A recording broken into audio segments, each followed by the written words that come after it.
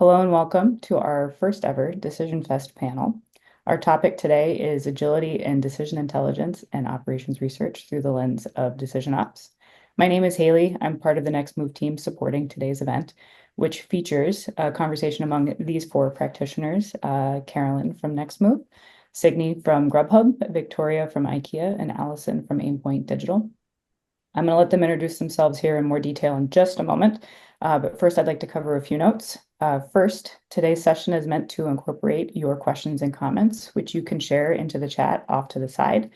As you do, just be mindful of that host and panelists versus everyone toggle to just make sure your message or comment goes to the right audience.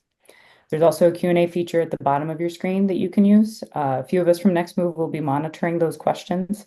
So feel free to we'll make sure to surface those at the end for a dedicated Q&A or throughout the session as we go along. Lastly, our time is somewhat flexible today, so we may end at the half-hour mark or we may continue on to 45 minutes past. If you're not able to stay for the entire time, that's okay. Please don't worry. We're recording today's session and we'll make sure to share it with you afterwards. And with that, I'm going to hand it over to the panel to dive right in. I'm really looking forward to this conversation. Carolyn, I'll let you take it away. Awesome. Yeah, first of all, first and foremost, I'm super excited to have everyone here today. This is a fantastic group of women that are all tackling things in the decision science space.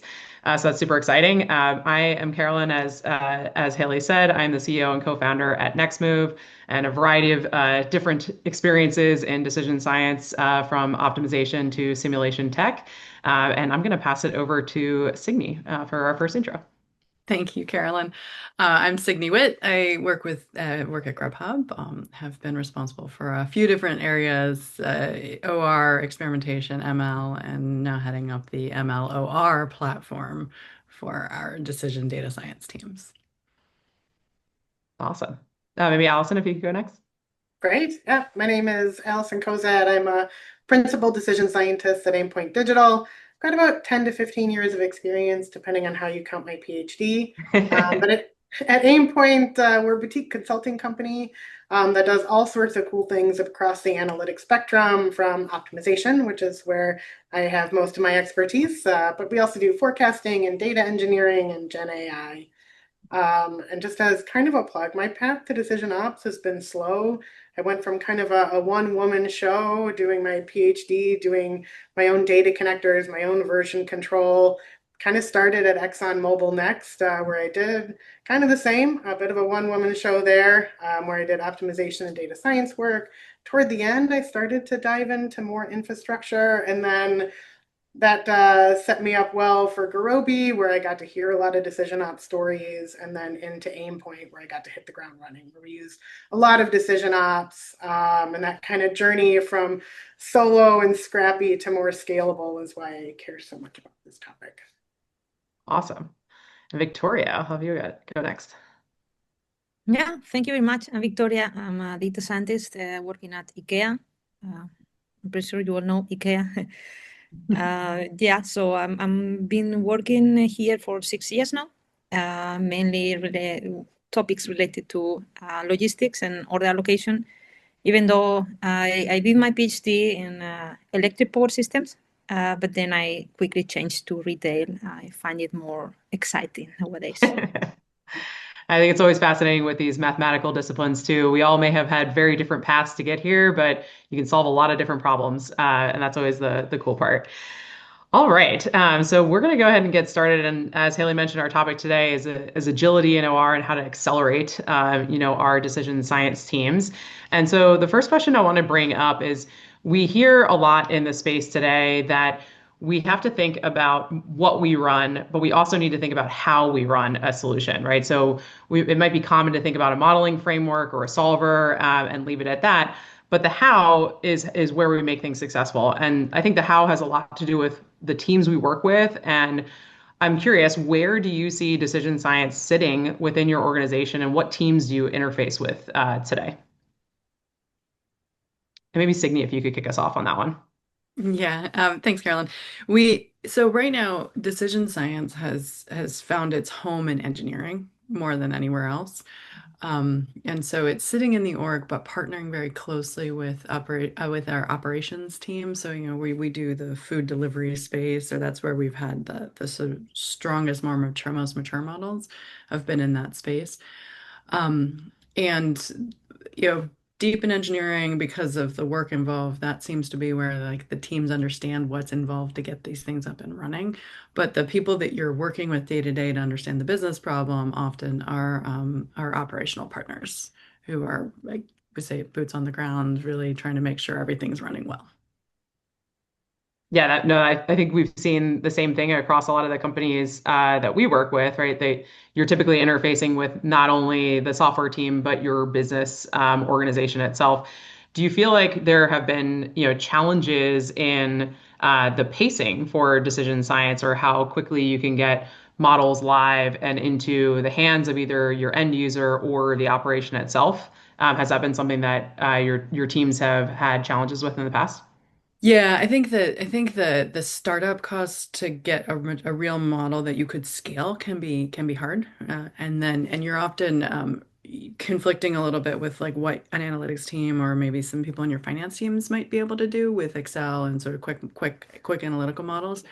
And they do get there faster for that first stage, but they can't take it further. And that's the challenge, is helping people understand that you need to make sure that you need to understand where you're going to take it. So yes, it's very exciting. You got some quick answer. Um, and it probably was really good for what you needed right there. And I do work with my teams to understand like that is also good. We need to appreciate that. But from a business investment perspective, we need to be thinking about where it's going to head. And at some point, you're going to need to take somebody out of that. They're not going to be able to maintain it. And what is that going to look like? And get ready for that. Yeah, I saw quite a few nods, I think from Allison. Do you want to chime in there with what you've seen at maybe in your experience both in an org and then also now kind of consulting with other orgs that are doing decision science? Yeah, and I kind of want to build on Signy's point of kind of where do you take it from there? Because at Exxon, at Garobi, and as well at Aimpoint, we see cases where someone's built an Excel spreadsheet or some intro Python code that got part of the way, like they got part of the solution. Maybe they weren't able to add the complexity that for this product you can make it or you can buy it, or maybe they weren't able to add a complexity of like, oh, now how do I do this over time? And the moment that added complexity comes in, like you need something more sophisticated. And so, bringing on an optimizer or an optimization modeler can really help take it to that next level. And so we love when there's like this starting point. Like there's so many things that we can like eke out of that starting point. We know how they look at the data. We know kind of what variables are important to them. Maybe what little extra analyses that they put on, and we'll just kind of like tuck those away in the back of our minds because we're going to be probably wanting to add a similar thing at the back end of the optimizer to make it either kind of have maybe, if not a similar look and feel, but convey the same information that we saw in kind of the intro prototype. And so I love working with those users that are like, I got this so far, I really understand the problem, but I need a little bit of help to take it to the next level. No, I think that makes a lot of sense. And I heard from both of you, and Victoria, I saw you nodding along too, that it seems like prototyping is definitely like a thing that is common in that you all see as common kind of in that success pattern. And that leads me to kind of my next question, which is software teams that we interface with all the time to get these models live talk about agile processes. And you'll obviously frequently hear, software engineering teams talk about a minimum viable product or a minimum lovable product, depending on right who you're working with. What does agility look like for our space, right, as we're interfacing with those teams? So, what does that path like to production look like, or how do we make sure we're not in a waterfall like pattern, which I know a lot of executives get concerned about when they start hearing about like AI requirements gathering and stuff like that up front. Maybe Victoria, I'll have you kick this one off. Yeah, sure. So to me, to be agile in this context is to move without getting stuck, even if we move slowly, because it's very easy in decision science to get stuck on defining the problem, on not understanding each other, on having a lack of requirements because it's not easy to get everything from stakeholders, right? So being agile means communicating properly. That's the most important part, not only with the stakeholders, but with the engineers, with product, with business. So everyone has to be involved in the conversation. I think it's very important to always have the right people in the room, not only those that are, I don't know, the manager or that are going to do the development. Anyone that can say something in the topic because has experience should be there. And then prototyping is the best way of moving forward because you can do something, even if it's super hacky. Sometimes we do things the most hacky way you can imagine, but it takes 1 week or even a few days. And then Yep. you show it because you need to show that it provides value, right? That's the most important thing. It doesn't matter how it looks like. Does it provide value? Yes or not? If not, okay, you spend a few days. If yes, then you move to the next stage, right?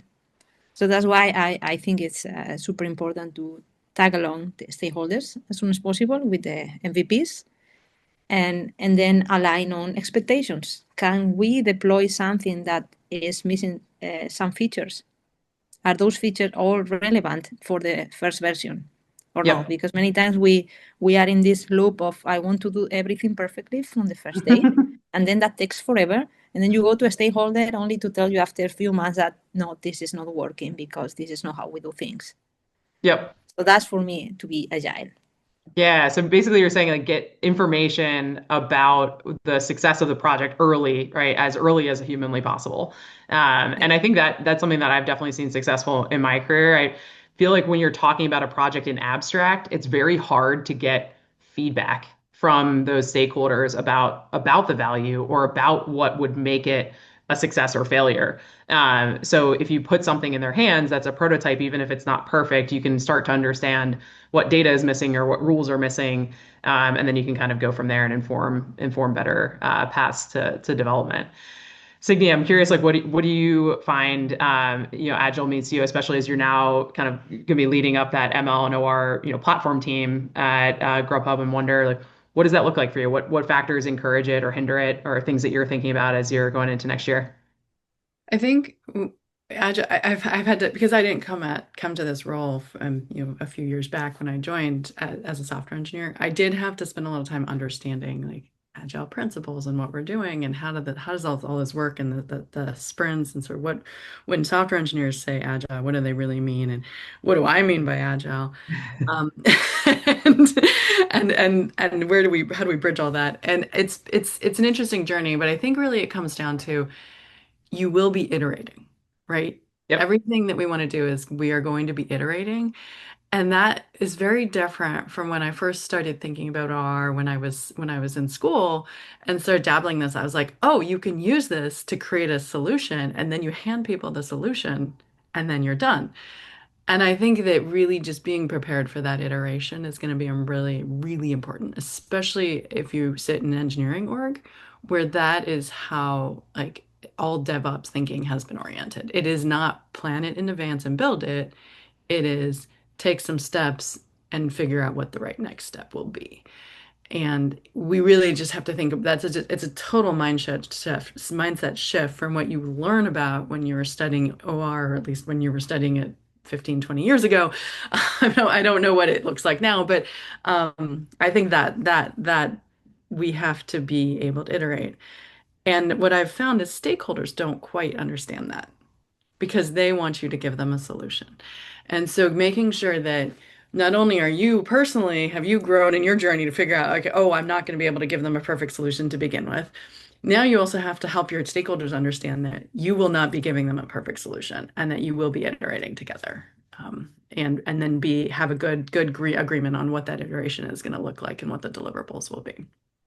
Yeah, I Um, think that makes a lot of sense. And honestly, I think one of the ways that we've talked about delivering that value in the past is that 80% solution, right? Even if you just, start with that MVP and it doesn't cover all the use cases, it should still speed up your organization somehow, right? And it should still be live in the sense that it's part of a business process. I think sometimes we also get caught up on live being Uber, right? I like the Uberification of everything.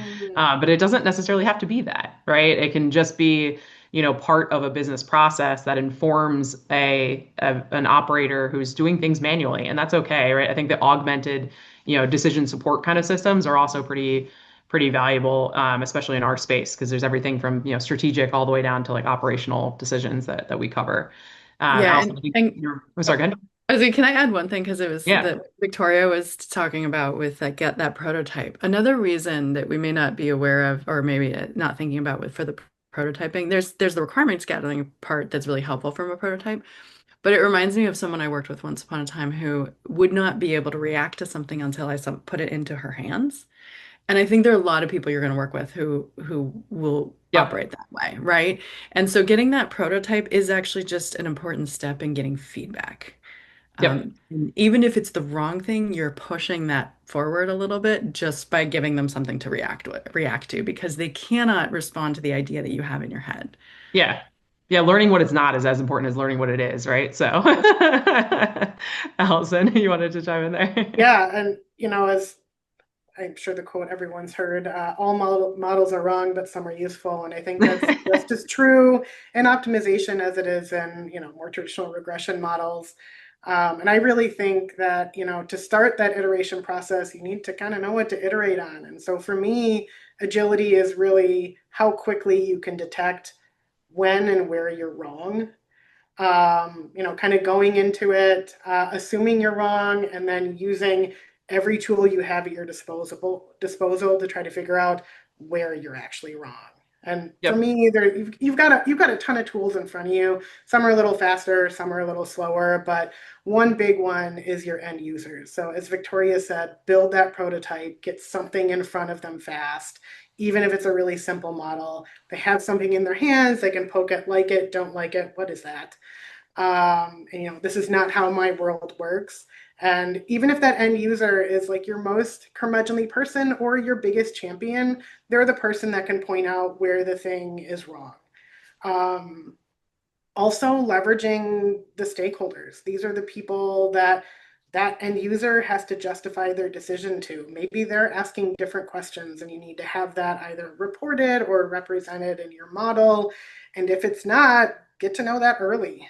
And this is never anyone's favorite part of the project, but getting some early test cases, it's no one's favorite task, but catching those confidently wrong cases early is a really cheap way to avoid Yeah. painful. Build trust. Yeah. So for me, you really, go in assuming your first model is wrong. That's okay. Embrace that and really think of agility as finding out where you're wrong the fastest. Yeah, I think that we always talk about the fail and fail fast, right? In startups, but I think that's where you learn the most. Yeah, go ahead, Victoria. Yeah, no, and I wanted to add on top of that that this feedback from the stakeholders or the users telling that something is wrong is actually part of sorry of the process of gathering requirements. Yep. Because the problem of gathering requirements that everyone has their movie in their head and they don't really explain the whole movie. They just explain a little bit of introduction and the end, and nobody tells you what's in between, right? Yep. So this in between comes from this iteration with the stakeholders and the users that are very important because when they tell you this is wrong, you need to ask why, Yep. right? And then go to the reason why this is wrong. And then in the next iteration, you add that to your model. But also, Alison said that finding what's wrong as soon as possible. That's very important. And not only what's wrong in terms of a bug in the code, in the engineering part or in the decision side part or whatever, but also in the logic. Many times Yep. we only identify that it's a problem in the logic because something is triggered and alert somewhere in the dashboard that nobody's even looking at every day, but it's there. So it's Yep. very important to do also this continuous monitoring to identify things as soon as possible, and then of course to fix them as soon as possible. Yep. And I think this kind of segues nicely into the next portion of topics, which is what does agility look like with decision ops infrastructure? Or what pieces kind of that process need to be in place for tooling in order for you to be successful in that run up. So we talked a little bit about prototyping, about having test cases, about putting something in the hands of a user. Kind of what does that mean to all of you? Like how does anything in particular stand out, or are there pieces that you kind of rely on a daily basis? Obviously, at NextMove, we love DecisionOps, right? We've seen kind of these paradigms, help people be more successful and get things live faster. But I'm curious how you all have seen it in your roles. Maybe I can start. I think you've mentioned a few really good ones, but one that is my personal favorite is the ability to answer questions kind of in the same meeting using like a scenario analysis tool. Nothing feels better than someone asking a really critical question. You'd be like, well, let me just test this in the optimizer, run it again, and look at that scenario.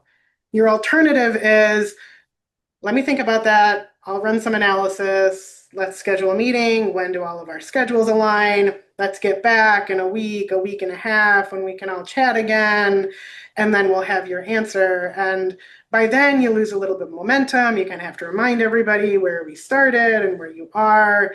And sometimes having that ability to run a scenario and ability to compare scenarios is the difference between something being answered in a couple of minutes versus several weeks.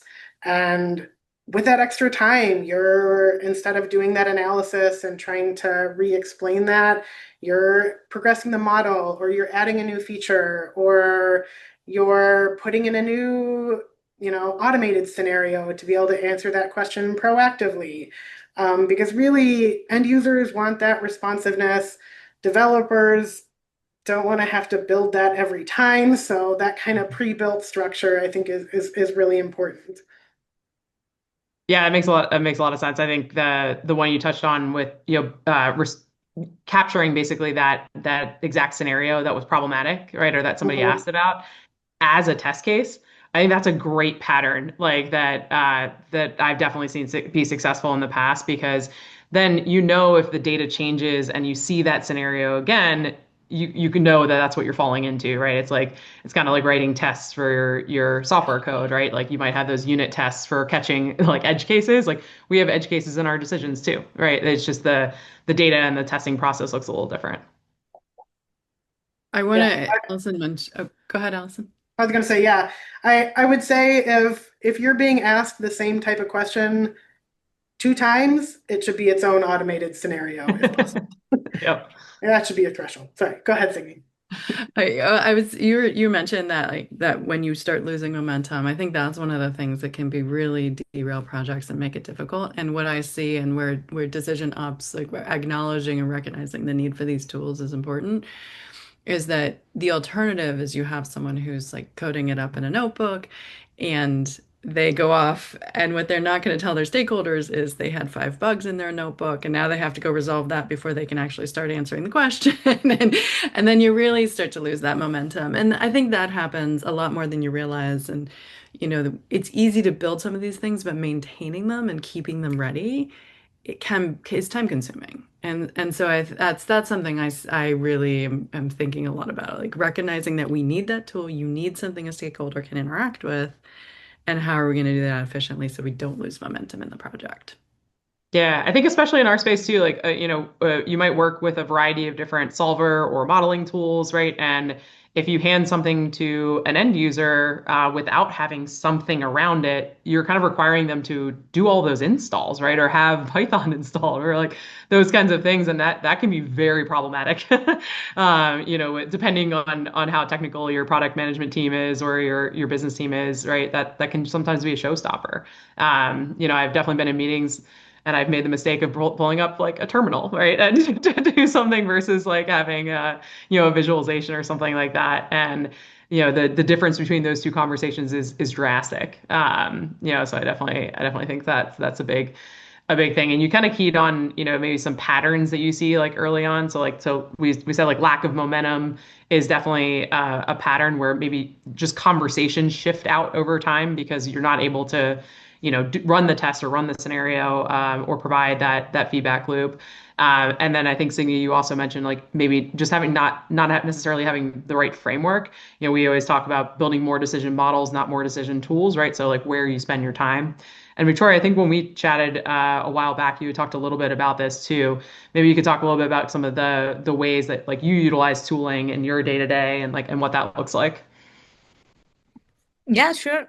So actually, when I joined my current team, I was almost 4 years ago. I was surprised of the work they had done, even though it was in the first stage, right? But the first thing the team thought about was the infrastructure, everything, and then of course the decision science part of the products is just small part. It's Yep. in between other engineering part.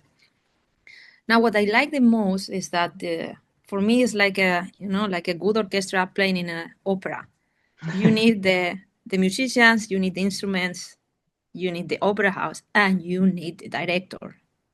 The director for me is very important. The director is the product owner. Yep.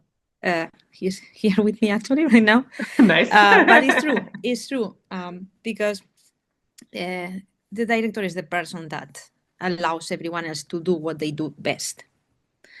When we do what we do best, then we can just focus on one small part of the problem normally, right?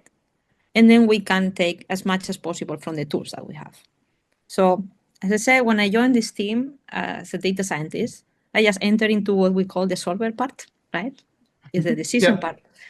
And I didn't know anything about anything else. And I was able to, from the first day, contribute because the infrastructure was there. Yep. Because we had all the engineering part, we have all the services that we needed split into what's meaningful for each service. So you don't mix the logic with the data or the analysis, right? For me, also the most important part and what makes our jobs easy is benchmarking. Oh man, if you have a benchmark, you have the best gift you can have in operations research because anything you do, you can compare it against this benchmark. This benchmark Yep. can be, for instance, in the case I'm working on a previous algorithm. Now you have a previous algorithm, you can exploit it. You can have, for instance, shadow mode. You have shadow mode where you compare one-to-one the solution of the previous algorithm with the solution of the new algorithm. And then you gather all this, you have a nice dashboard, and then you show it to the stakeholders. This builds trust because then they can see before we do anything in production, they can already see, hey, this is working. Yep. This builds trust. But then there are many other ways that we can have this trust with them. Apart from collaboration, of course, that is very important. You can have a digital twin where you can even compare different versions of your own model. I know many companies also use this. And then, of course, you can do ad hoc analysis. So there are many ways where you can really see that what you are doing, it makes sense. So for me, that's the most important part. Like, how do we build trust on the user while Yep. we are able to move, as I said before, maybe slow, but steady. Yep. And I And think like yeah, that any everything has to positive be in motion, place. right? Yeah, Yep. everything is important. You need to have everything in place. If you're missing something, you have a problem. Yeah. Yeah, and I think like that commonality, you kind of said like, hey, you can show the current algorithm and like the shadow like algorithm that you have running kind of in the same way. I definitely saw when I was at Lockheed in a prior life working on like simulation. One, I had a similar experience to you, Victoria, where I walked in and kind of all the software stuff was done for me already. So I got to just really focus on the simulation tool itself and what was happening in the simulation. And that was really helpful because like that's a very deep, like you had to have a deep knowledge of the system that was being simulated, and I had to learn all of that, and so I could really focus on that area versus focusing on how to run it, right, or how to report results or what analytics were done. And so looking back, I actually have a lot of appreciation for the folks that built that tool. In hindsight, not knowing that it just wasn't the same everywhere, right? So I think like that part was definitely something that I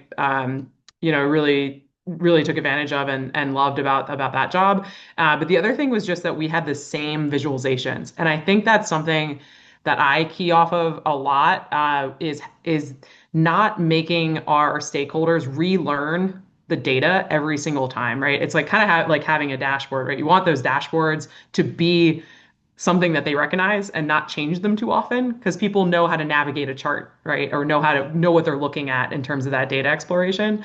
And so I think that's something that I always think about with decision models is the visualizations, like being able to compare those and understand what the metrics are, but also codifying the metrics, right? Making sure like the KPIs are the same, they have a definition, right? And everyone kind of understands that definition.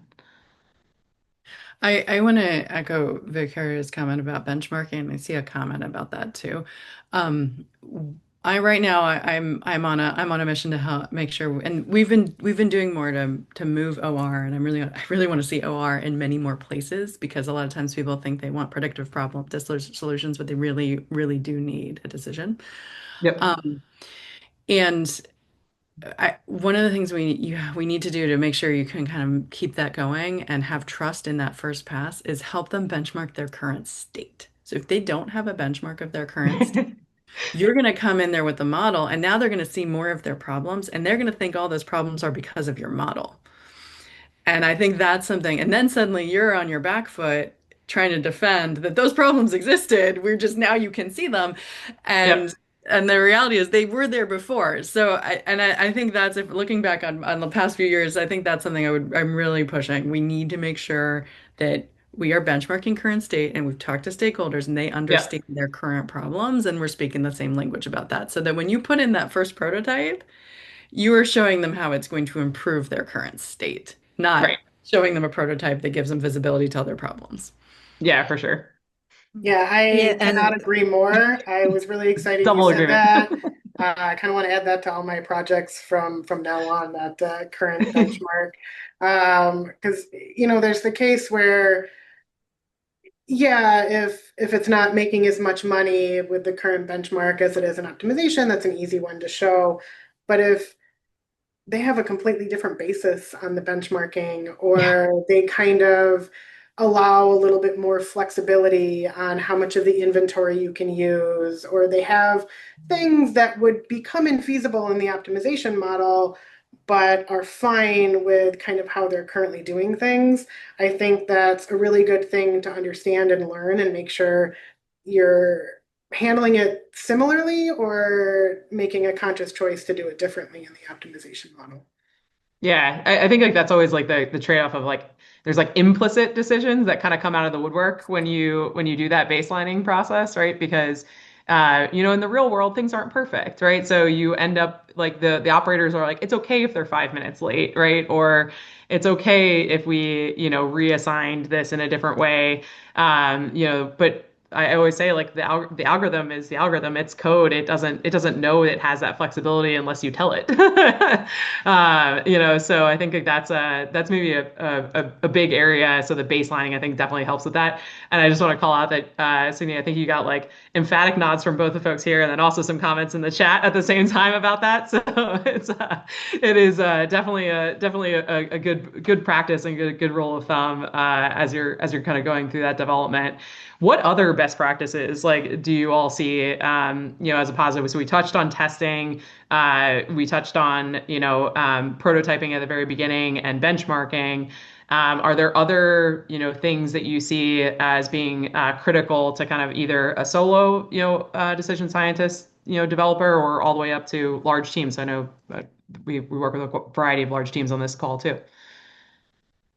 I can start on this one. And I think that is making sure from the get-go when you're starting to show your prototype or your future models to the end user, you've put some thought into how they're going to absorb that information, whether that's visuals or having a couple of pre-canned scenarios, because I think they need to understand it a bit and being able to look at it through their lens before they can even start to give you feedback. So sometimes we think of adding that layer as like, that's the last step in the project. And in between, we can just hand this giant Excel spreadsheet, this, big CSV to the customer and say, like, does this look right? I don't know. It's a huge matrix. I don't know what to do with this information. And so I think really for a whole project and even early on, it's not enough to build a clever thing. Your users have to understand it. And if they don't understand it, they don't trust it. And if they don't trust it, they can't actually use the solution because ultimately it's their job, like they're on the line to make the right decision. And if they don't understand it, what do they do? Do they blindly trust it, even though they don't understand it, which seems deeply uncomfortable? Do they ignore it completely or not be able to provide you any feedback? Well, that is how models get a little dusty and set aside. And I saw this a lot when I was at ExxonMobil and got to work on a project. Do they just start pinching in limits until it makes sense? And so maybe there was actually a region, the feasible region here, that you can't go to. So all they have is a handle to pinch in here, but you're leaving a lot of good space unused. Yeah. And so, clever users would really pinch in temperature limits to kind of match their intuition. And yes, money was left on the table, but the interesting thing is it's not always the case. So sometimes their intuition was really pointing out a flaw, something that the model missed. And if they didn't understand kind of what was going on and they only pinched this in and you didn't necessarily see that change, that can be really quietly missed. We can kind of only discover those things once you give them enough tools and enough information to challenge the model. Because in my mind, you got to give the user enough information that they can disagree with the model. And if they do, great, you get to update it, you get to iterate, you don't get stuck, you get to improve. And maybe you gave them enough information to prove it wrong and they couldn't. So great, it's the solution and they're happy with it and they use it. But I think really, I know I mentioned that like agility is, for me, really detecting when you're wrong early. And I think a lot of that is that explanation, that visualization layer, and maybe it might be comparing to the benchmark, how you actually accomplish that. But I think that's a really important thing that isn't always obvious right out of school. Yeah, Allison, I think that stakeholder component that you're talking about is just, it's very, very important. And I think one of the things I keep thinking about is understanding what your user or stakeholder is going to want to have control over, whether you think they need it or not. And don't try to take it away from them, help them let go of it.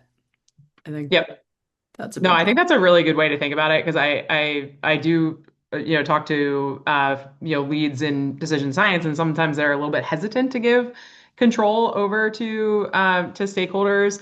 But I do think it's like super important just that like as a space, we all understand that like at the end of the day, most of these operators are on the hook for either the profit or loss or cost or on time or whatever the metric is like that's coming out of your decision model. Like they're the ones that are going to get a call being like, hey, this was messed up today.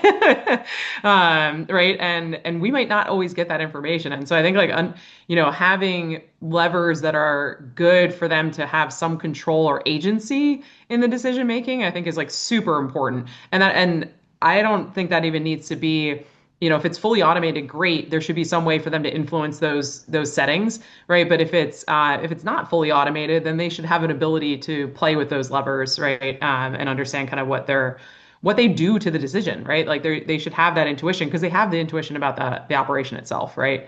And so I think it's always fascinating, like when you work with those users, like how quickly they can pick up a mistake from like the models, because they look at that kind of data all the time, right? So they might not know anything about the code that's underlying your model, but do they know exactly what those routes should look like or the schedule should look like. And, somebody's driving way too far in the schedule or whatever it may be. It's always super interesting that way.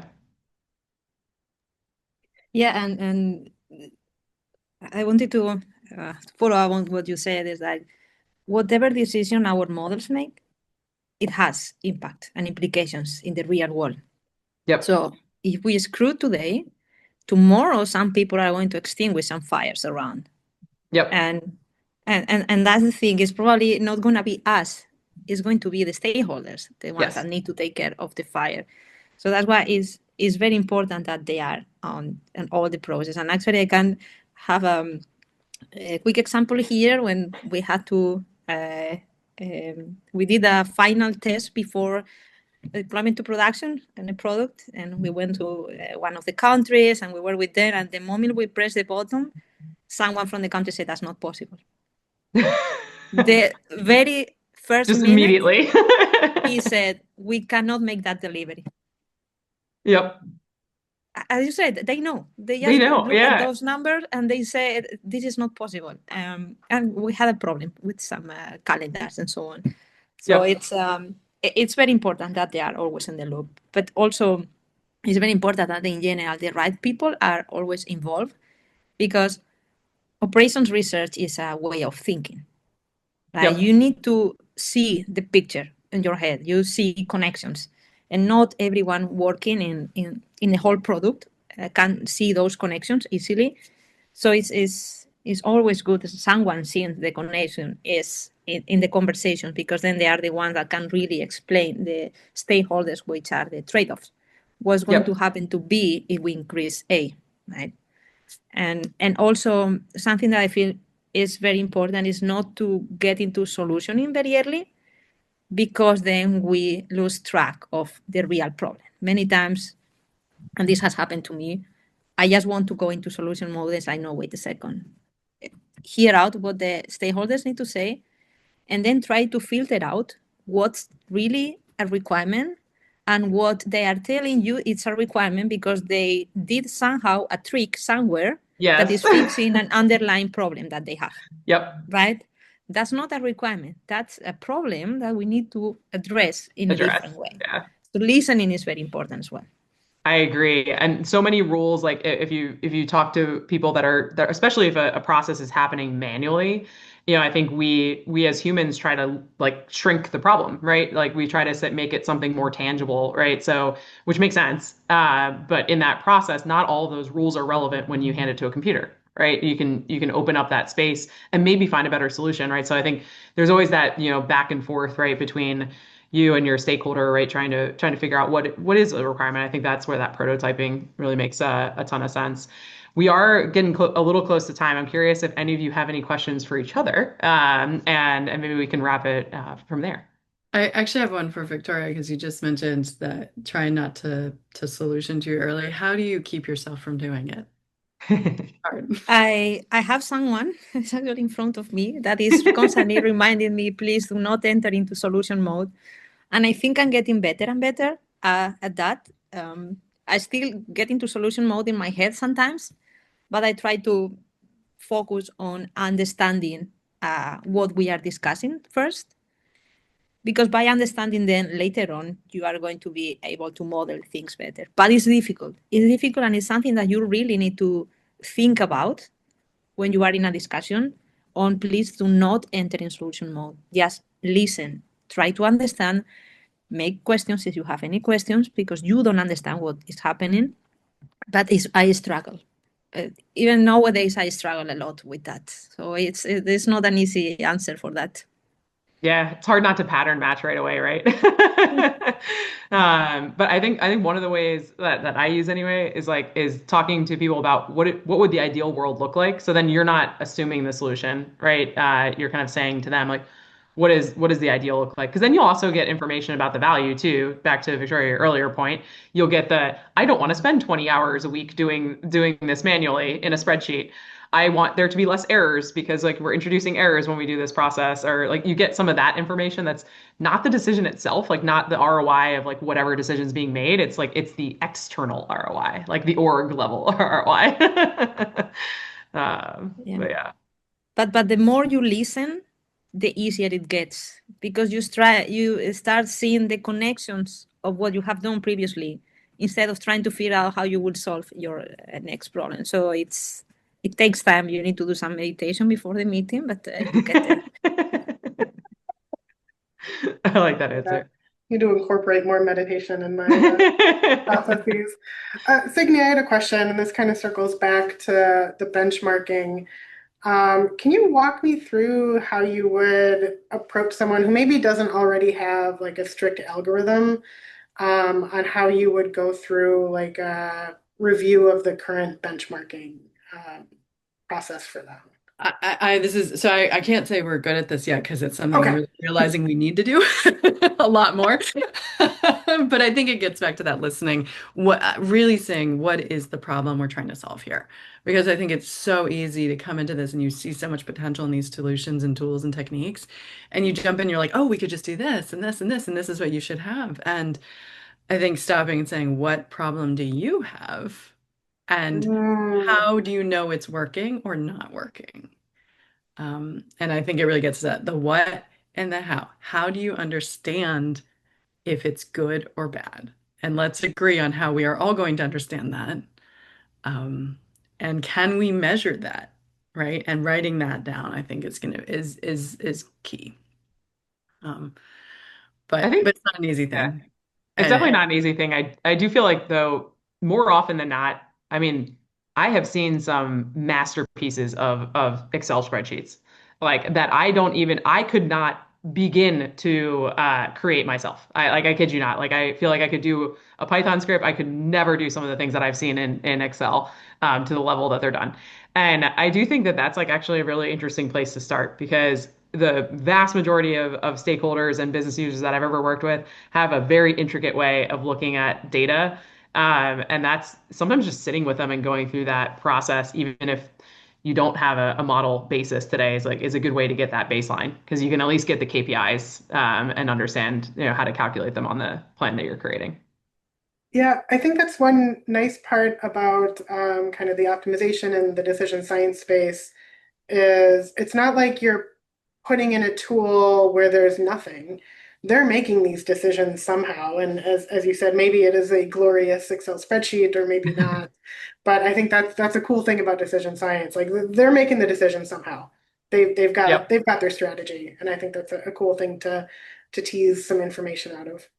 Yeah, anyone that says they don't have AI today, it's sitting in a chair somewhere doing it's called a human brain that's working Mhm. on things, but they're trying to make it a little bit quicker or open them up to do other things solve other problems. So makes sense. I have a question actually for Alison, because you said before that you went from a solo modeler developer to now working in a proper team, hopefully. So I Mhm. wanted to ask you, so many times people that just finished, for instance, their PhD, they have been used to work kind of in isolation for a long time, right? Kind of taking care of everything by themselves. So when someone in that uh, uh, status, let's say, joins your team, uh, how do you do so that they start working as a team, right? So that they don't end up again maybe not communicating properly because they are used to work alone and not asking for help. Asking for help is very important in a team. So how do you normally do that in your teams? I think you hit the nail on the head. There we go. Hit the nail on the head there, where it's a tough transition. I mean, these folks are used to doing all of their thoughts in their head. They don't necessarily have to articulate the problem. They can just kind of, it's a bit more amorphous. And when you actually have to articulate it or write it down or talk through it in a conversation, that can be challenging in itself. So open-ended questions, giving some space for someone once they've clearly like taken a pause to think and give an answer, or maybe even proposing something and chat before the meeting so they have some time to think about it.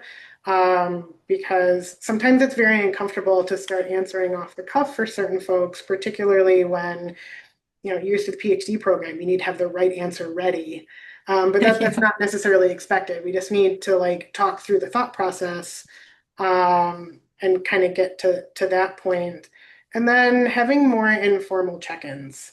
I know when I was in my PhD program, when I checked in with my advisor, I had graphs, I had everything ready, it was all prepared. Those like more informal stand-up type things were uncomfortable at first, but I think that can be a really good place to kind of be a comfortable space to chat and say, this was hard, this was easy, how do we move forward? I had these questions from yesterday. So I think trying to, make space for people to articulate what's going on in their head externally is important.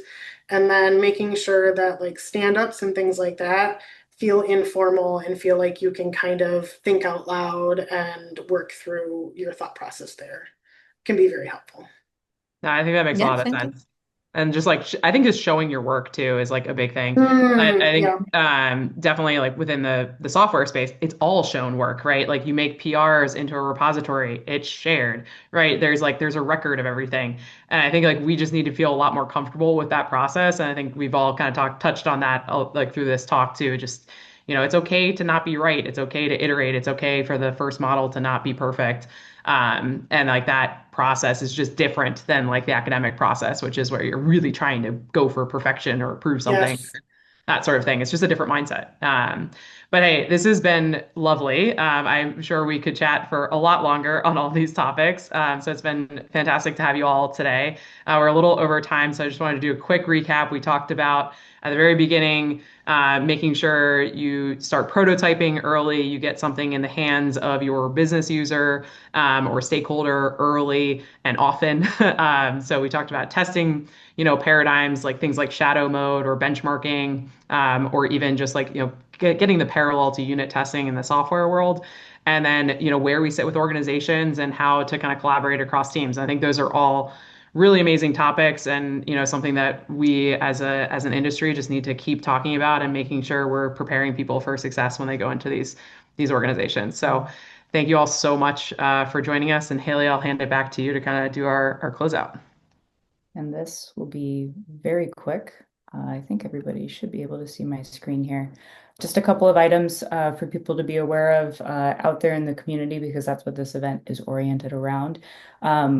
Couple of things that are happening right now, Advent of OR through Feasible, happening now through the end of the month. We're hosting a Getting Started with DecisionOps webinar tomorrow. That is a virtual offering. Euro Practitioners Forum has their next session happening on December 5th, so that's this coming Friday. There's more Decision Fest next week, so folks are welcome to sign up for those sessions. And then happening on the third Friday of the month, we've got two community gatherings, if you will, one through Optimization for All. It happens earlier in the morning, Pacific, Eastern, and earlier in the afternoon in Europe. And then the Analytics Virtual Happy Hour, which is a bit more oriented towards East Coast evening, Pacific afternoon. So folks can check those out as well. So as Carolyn said, thank you everybody for joining today, and we'll see you next time.